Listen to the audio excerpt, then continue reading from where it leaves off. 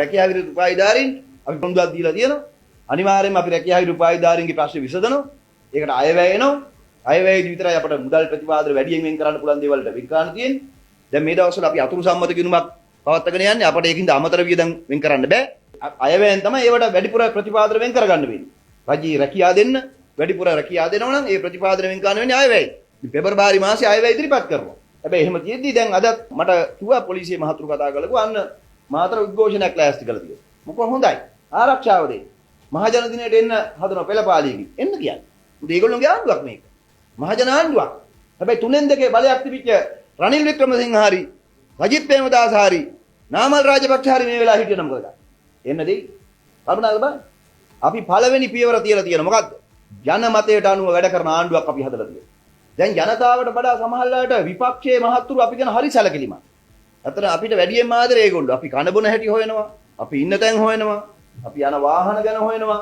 තොරතුරු දැනගැනීමේ පනත යටතේ අපේ පෞද්ගලික විස්තර අහලා තියෙනවා. අපි ගෙවල් දොරවල් වල විස්තර අහලා තියෙනවා. හරිම ආදරේ අපි. ඒගොල්ලෝ අපි ගැන හරි පරිස්සම් වෙනවා. ඒ කියන්නේ අපිව පත් කරපු ජනතාවටත් වඩා නේද? විපක්ෂ මහත්තුරු අපෙන් අබමල් රේණුවකින්වත් වරදක් වෙනවට කැමති නැහැ.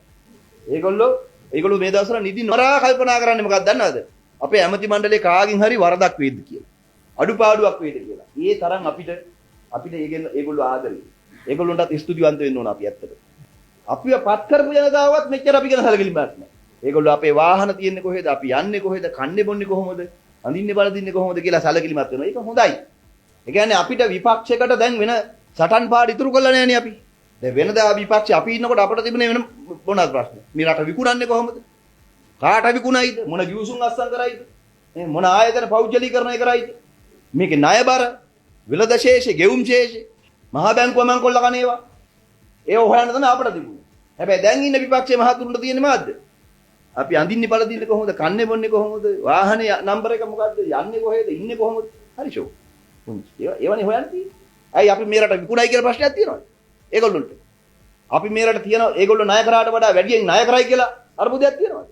අපි ඒගොල්ලෝ බංකොලොත් කරාට වඩා මේ රට බංකොලොත් කරයි කියලා ප්‍රශ්නයක් තියෙනවද? එහෙම එකක් ඒගොල්ලොන්ට නැහැ. මොකද ඒගොල්ලොන්ට අපි සම්බන්ධයෙන් එහෙම සැකයක් නැහැ. එහෙම සැකයක් තියාගන්න විදිහට අපි වැඩ කරන්නේ නැහැ. ඒකින්ද මම මේ කියන්නේ ඒකයි අපි මහ ජනතාවගේ මතයට ගරු කරන අපේ ජනවරම හරියට තේරුම් ගත් ආණ්ඩුවක්. කල්පනා කරලා බලන්න. ඉතින් අපි මාතර දිස්ත්‍රික්කය ගත්තත් අපි අපේ පිළිවෙලට වැඩ ගන්න පටන් අරන් තියෙනවා. මෑත ඉතිහාසයේ මාතර දිස්ත්‍රික්කයට රජයකින් වෙන් වෙච්ච වැඩිම ප්‍රතිපාදන මේ 2025 අවුරුද්දට අපි වෙන් කරගෙන තියෙනවා. රජයකින් වෙන් වෙච්ච වැඩිම ප්‍රතිපාදන. අපේ ගම්වල ගොඩාක් ජනතාවගේ ප්‍රශ්න විසඳන්න තියෙනවා. තැපල් කාර්යාවල ඉඳලා විසඳන්න ප්‍රශ්න තියෙනවා. පුරන් වෙච්ච කුඹුරු ගොඩාක් තියෙනවා අස්වද්දා ගන්න ඕන. අපි දැන් මේ මාතර දිස්ත්‍රික්කය අඳුර කරලා තියෙනවා අක්කර 5000ක් වගා නොකරන පුරන් වෙච්ච කුඹුරු. ගම් වතුර ප්‍රශ්න නිසා වගා කරන්න බැරි වෙනවා. ඕර නැති නිසා වගා කරන්න බැරි වෙච්ච ප්‍රශ්න තියෙනවා. අපි ඒවා අඳුරගෙන ඒ ජනතාවත් එක්කම ගිහිල්ලා වගා කරන්න ඕන. අපේ සංවිධාන, අපේ සමිති, ගොවි සංවිධාන අද ඒකට බහලා තියෙනවා. නිල්වලාගඟ විශාල අර්බුදයක් හැදුවා පහුගිය කාලේ.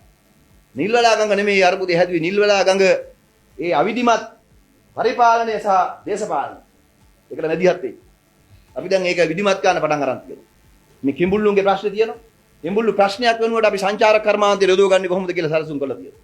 ඇත්තටම ගත්තොත් එimhe ලංකාවේ දකුණ කිව්වම සංකේතේ මාතර වුණාට අද මාතර අත්තරිච්ච නගරයක් වෙලා තියෙනවා. සංස්කෘතික වශයෙන් මාතර කොටුව, ඒ වගේම නිල්වලා ගඟ මේ ආශ්‍රිත තියෙන සංස්කෘතික වටිනාකම් රැකගෙන මාතර නගරයේ සංවර්ධන කිරීමේ සහ සංරක්ෂණය කිරීමේ වැඩපිළිවෙලක් අපි ආරම්භ කළා තියෙනවා.